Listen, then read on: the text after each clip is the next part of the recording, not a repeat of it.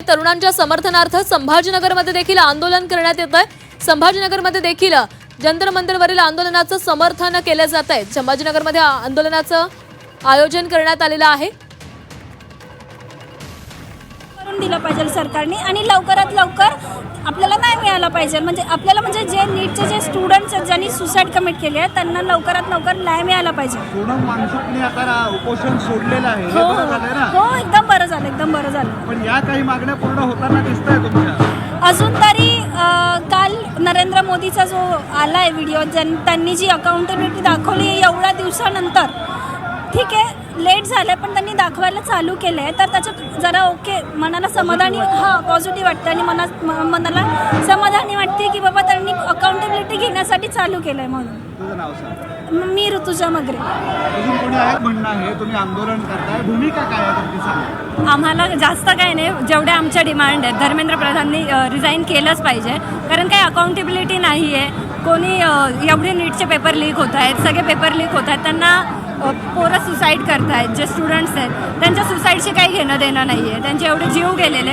पण त्यांचं म्हणणं काय आहे की देशात काही चाललेलं नाही आहे, त्यांना काही घेणं देणं नाही आहे जे सुसाईड करतायत त्यांच्याशी, पण त्यांना फक्त त्यांची सीट वाचवायची। आणि नरेंद्र मोदी एवढं काय हे करतायत की धर्मेंद्र प्रधानला त्यांना एवढं वाचवायचं काय, त्याचं कारण अजून समजत नाही की त्यांच्याकडे इतके काय त्यांचे सिक्रेट्स आहेत जे बाहेर आणता येईल त्यांना।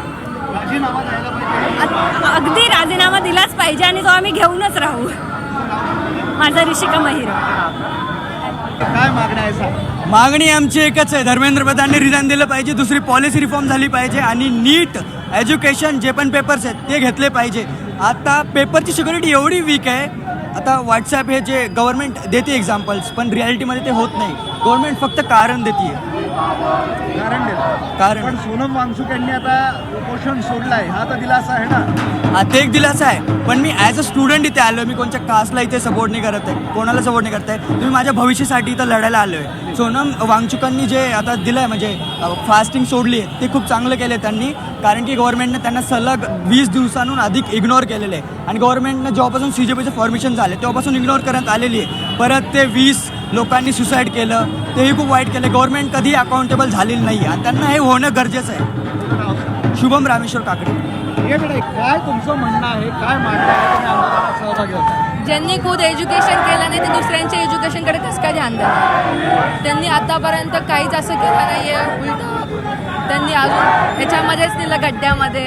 आणि प्लस नीटचे पेपर एकानंतर एक लीक होऊ लागले, त्याच्यासाठी आम्हाला फक्त एवढं लागतं की ते इस्तीफा देऊन टाकावं, बाकी काही मागणी नाही। कारण ते जर का देश सांभाळूच नाही शकत तर मग काय कामाचं? बरेच दिवस झाले पण आंदोलन सुरू आहे,